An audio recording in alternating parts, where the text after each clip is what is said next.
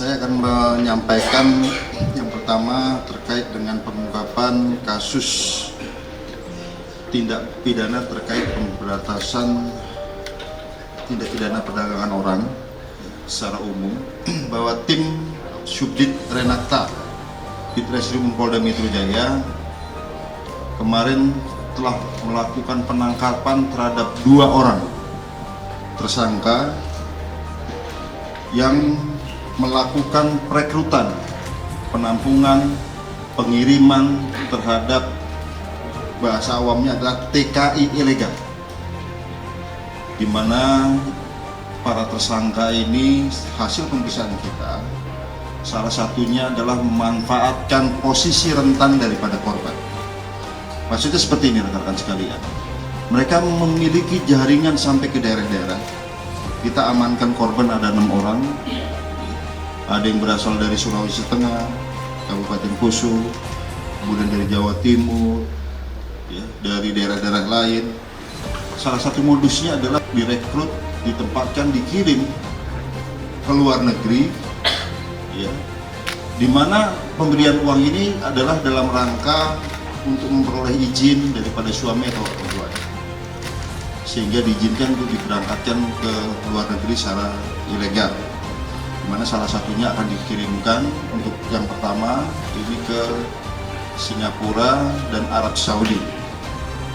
Yang pertama tersangkanya adalah atas nama HCI. Hasil pemeriksaan kami dari TKP yang kita ada penangkapan ini adalah Jalan Persahabatan, Kelurahan Kelapa II Wetan, Ciracas. Yang bersangkutan mengakui telah mengirimkan kurang lebih 80 TKI ilegal dengan modus tadi. Yang bersangkutan memberi uang ke suami ataupun keluarganya untuk dapat diizinkan, kemudian dikirim ke luar negeri secara ilegal. Dan apa yang terjadi, fenomena yang ada hasil penyelidikan kita, kebetulan kita mendapatkan informasi dari yang sudah di luar negeri, mendapatkan gaji tidak sesuai dengan semestinya, sesuai dengan yang dijanjikan.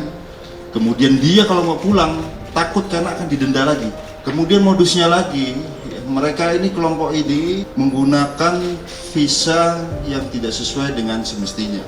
Ya, ini menggunakan visa ziarah. Namun di luar negeri ternyata sudah ada sindikatnya lagi ya, kemudian mengatur visanya ini bisa dirubah menjadi visa kerja dan lain sebagainya. Ini sudah kami amati hasil penyelidikan kami sejak lama kelompok ini.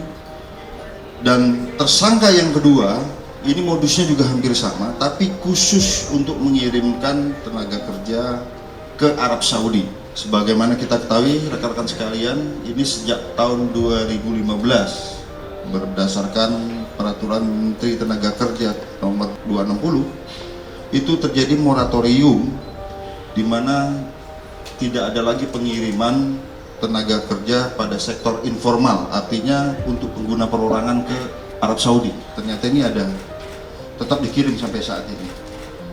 Tentunya kita bisa lihat ya, ada beberapa kejadian yang di luar negeri yang tentunya yang tidak kita harapkan. Untuk tersangka yang kedua, ini atas nama A, ini dua-duanya wanita, tadi kita lihat. Ini khusus untuk mengirimkan TKI ilegal ke Arab Saudi. Berdasarkan pengakuan tersangka, ini sudah kurang lebih 7-8 kali mengirimkan tenaga kerja ilegal ke Arab Saudi. Oleh karena rekan-rekan sekalian, dari 2 tersangka ini kita akan kembangkan lagi untuk jaringan yang lebih besar lagi. Kita ada target operasi yang harus kita kejar ya, untuk TPPO ini yang potensial terjadi eksploitasi dalam berbagai bentuk terhadap tenaga kerja yang dikirimkan ke luar negeri, dan ini cukup ketat. Apabila ada yang menghalangi penyidikan maupun persidangan, maka ada ancaman hukuman juga. Jadi supaya rekan-rekan pahami, ini menjadi pusat perhatian secara nasional, karena tentu saja TPPO ini berimbas pada penurunan harkat dan martabat manusia dan pelanggaran hak asasi manusia sebagaimana yang dimaksud dalam Undang-Undang Pemberantasan Tindak Pidana Perdagangan Orang, Undang-Undang Nomor 21 Tahun 2007.